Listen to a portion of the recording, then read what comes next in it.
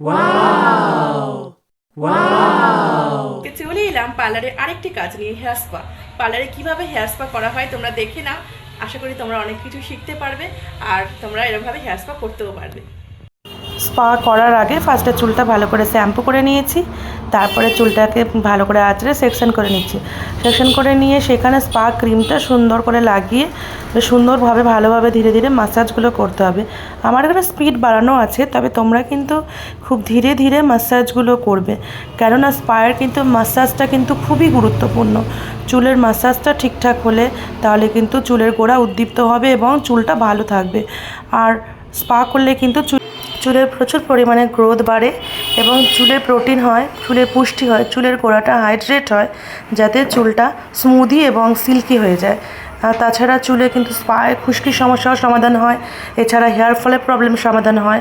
তাছাড়া যাদের চুল প্রচুর পরিমাণে রাফ হয়ে গেছে বা খসখসে, তাদের জন্যও খুব ভালো রেজাল্ট। ঠিক আছে, মানে সব কিছু বলতে গেলে সব গুণে সম্পন্ন হচ্ছে হেয়ার স্পা। হেয়ার স্পা করা খুবই খুবই ভালো। তা দেখো কিভাবে হেয়ার স্পাটা করা হচ্ছে, পুরো ভিডিওটা কিন্তু তোমরা ভালো করে দেখো, যাতে তোমরা বুঝতে পারো কিভাবে কাজটা হচ্ছে। আর যদি তোমরা পুরো ভিডিওটা না দেখো, স্কিপ করে যাও, তাহলে কিন্তু তোমরা অনেক কিছু শিখতে পারবে না এবং করতে পারবে না। তার জন্য তোমাদের কাছে রিকোয়েস্ট করব, তোমরা কিন্তু পুরো ভিডিওটা পরপর দেখো আর একটা একটা স্টেপ কিভাবে করছি সেগুলো তোমরা অবশ্যই ট্রাই করো। কিভাবে ম্যাসাজগুলো করছি সেগুলো তোমরা দেখো। তারপর যাই হোক স্টিম নিচ্ছি।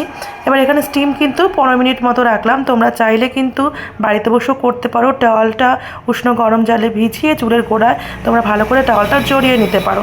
এরপর কি করছি, চুলটাকে ভালো করে প্লেন জলে ধুয়ে নিচ্ছি, যাতে এমনভাবে ধোবে যেন চুলের গোড়ায় কোনো ক্রিম লেগে না থাকে। তারপর চুলটা ভালো করে শুকিয়ে নিতে হবে। কিন্তু তোমরা কিন্তু একদমই গরম হিট চুলে দেবে না, ঠান্ডা হিট দিয়েই চুলটাকে ভালো করে শুকিয়ে নেবে। শুকানোর পর দেখো, এটা হচ্ছে আমার কাস্টমারের ডিমান্ড। তোমরা চাইলে স্ট্রেট করতেও পারো, নাও করতে পারো, কোনো ব্যাপার নয়। কাস্টমারের ডিমান্ড ছিল তাই ওকে একটু করে দিয়েছিলাম। তোমরা কিন্তু আগেই আমি ভালো করে সিরাম লাগিয়ে নিয়ে চুলটা স্ট্রেট করেছি, আবার একবার সিরাম ভালো করে লাগিয়ে দিলাম চুলে। সিরামটা কিন্তু মাস্ট লাগাবে। যারা বাড়িতে থাকো তারাও কিন্তু অবশ্যই সবসময় সিরামটা লাগানোর চেষ্টা করবে, খুব ভালো রেজাল্ট পাবে। দেখো চুলটা কতটা সিল্কি অ্যান্ড শাইনি হয়ে গেছে, কতটা ভালো লাগছে। আর স্পা করার পর মোটামুটি 3 দিনে কিন্তু চুলটা ওয়াশ করার দরকার নেই, এভাবেই রেখে দাও। ঠিক আছে, খুব খুব ভালো হবে তোমার চুলটা, আর অনেকটা সুন্দর হয়ে গেছে, তোমরা দেখতেই পাচ্ছ। দেখলে তো ভিডিওটা, পুরো ভিডিওটা দেখার জন্য অনেক অনেক ধন্যবাদ। আশা করি তোমাদের ভালো লেগেছে, আর যদি ভালো লাগে তাহলে অবশ্যই লাইক, কমেন্ট আর শেয়ার করে দিও। অনেক অনেক ভালোবাসা তোমাদের। ভালো থেকো, সুস্থ থেকো, সবাইকে ভালো রেখে সবাইকে টাটা।